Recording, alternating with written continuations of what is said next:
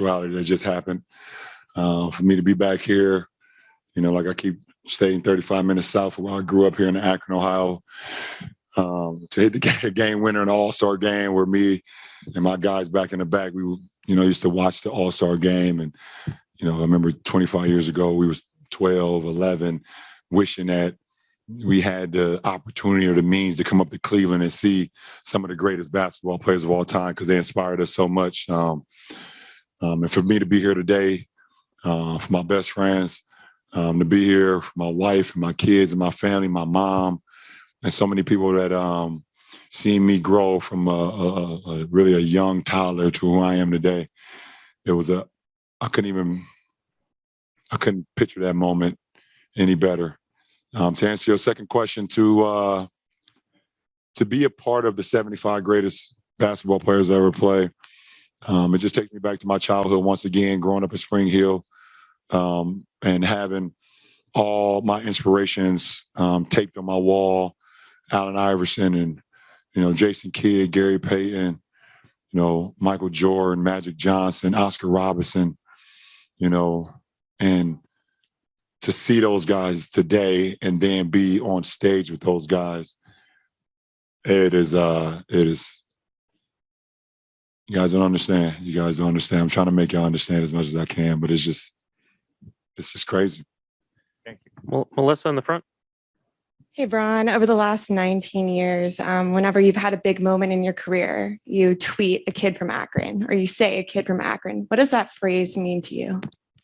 I mean, you can look back there. We're literally all kids from Akron. I mean, we are a group of young men who always felt like we was looked over, because of, the popularity and notoriety that cities like Cleveland and Columbus and Dayton and, Canton even gets mentioned because of the Pro Football Hall of Fame, and Cincinnati gets mentioned.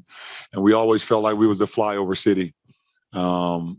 So I just remind myself and remind my following and a group of fans and a group of people that follow my journey that, I'm a kid from Akron, or one of the kids from Akron that, has made it and trying to make it possible for the next kid from Akron.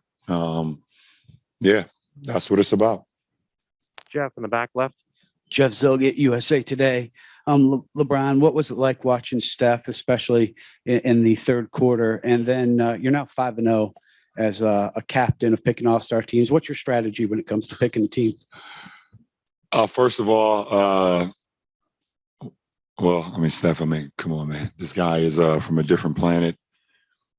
He literally has an automatic sniper connected to his arm. And when he lets it go, not only himself, but everybody on the floor, in the stands, on TV, on their phones, whatever you're watching on, you think it's going in every time. And 9 times out of 10, sometimes 10 times out of 10, it does go in. So to be out there and watch, that kid from Akron as well shoot the ball the way he shot it, it was unbelievable. It was pretty cool. Jason on the second row. LeBron, it looked like you sought out Michael after the ceremony. You had a moment with him. What was that like for you? And can you share anything about what you guys said? Let me switch you out. Let me switch you out. Yeah, because it was so much chaos going on after we all kind of split. I did not want to lose the opportunity to shake the man's hand that inspired me throughout my childhood. Haven't had much dialogue with him in my 20 years or 19 years in this business, but part of me wouldn't be here without MJ's inspiration. I always wanted to be like him growing up.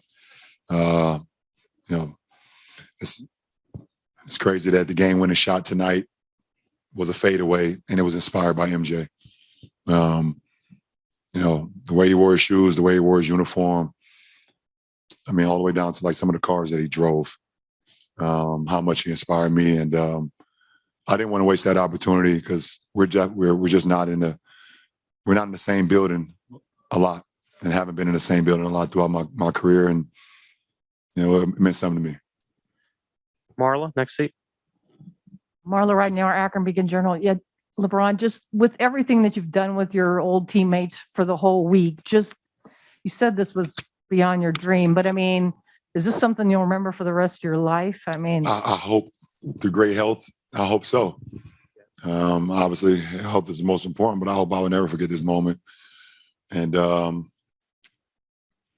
it would be cool if, 20, 25 years from now when they do the top 100, that is back here, So, I'll probably never forget this moment. It's something that I'm glad my kids got to witness.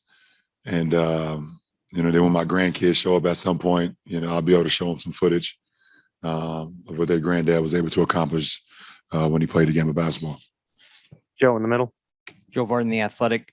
LeBron, you've played here since you left. But the reaction tonight when you were introduced and you kind of threw up your arms and kind of let out that roar, how did that feel to you to sort of hear the way that you were embraced here? Yeah. When they said, from Akron, Ohio, the kid from Akron, Ohio, that was pretty cool. And then just hearing the ovation that I got from these fans here, they've seen 11 years of my NBA career. And they saw pretty much, 4 years of my high school career. And some of them even followed me all the way back to when I started playing basketball at Summer Lake, at the ARB. So that's Akron Recreational Bureau, if you don't know, but I'll tell you that anyways. These guys have followed my journey. And for me to be back here, like I said today, and for them to give me that warm welcome, didn't only mean something to me, but it meant something to my family and my friends that's here. And my kids from my school is all over this place. And it's just super dope, super dope. And I was very humbled and appreciative of that. David Aldridge. David Aldridge with The Athletic. LeBron, you're right. We don't understand what that's like. If it's possible for you to try to explain what it was like to be in the middle of that grouping with not every player, but so many players of significance of the last 50, 60 years. Yeah, but even with the guys, David, that was not here, you still felt their presence. You felt their presence on that stage. And I don't know, it would be like going to your favorite musician's concert in the greatest stadium, and you're literally on stage with them while they're performing. And the sense of like, I can't believe that I'm here. That's the best way I could put it. Like, I can't believe that I'm sitting next to Bruce Springsteen while he's playing in a stadium in London with 160,000 people, or I'm in the Garden with Jay-Z or whoever that person is, I'm sitting here with Whitney Houston on stage and she's, in a Coliseum with 90,000 people and you're on stage. That's what it kind of felt like for me.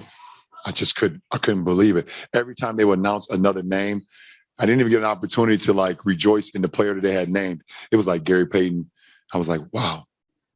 And then Jay Kidd showed up. And then AI showed up. And then it was D-Wade, CP, and Steph. I was tripped out. Last two, Dan and then Vinny. LeBron, we've talked a lot this year about how tough and draining this season has been for you. Can you describe sort of the joy that you felt tonight and how much did you need that? Oh, yeah. Yeah, because, you can tell this is the most y'all going to get out of me for a long time, because once I get back to the season, I'm getting back in my shelter mode. But listen, man, the joy of just being home, I literally stayed back home in Akron all weekend while I was here. I see my guys, even though I see them, when I come back home in the summer, we always link up, but it's just something special. We've never spent the All-Star weekend, all of us together. Every last one of them was here.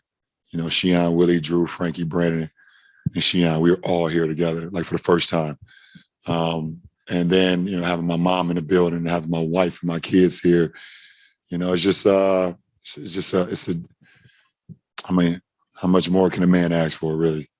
When you have an opportunity to like live this moment with everybody that has seen you come up. And let me not forget Maverick, Rich, and Randy as well. You know, it's like we all spent All-Star Weekend together for the first time in my career. And I don't know if that ever happened again. So there's no reason for me not to have joy. Vince, last question. Vince Gill, Yahoo Sports. LeBron, so many great players were here this weekend, the 75th anniversary and everything else, but only a few guys have had to carry the league. You're one of them. What does that responsibility mean to you? And do you see anybody coming down the pipeline or that's already here willing to do all the things that you've done as an ambassador? I mean, it's a responsibility for sure.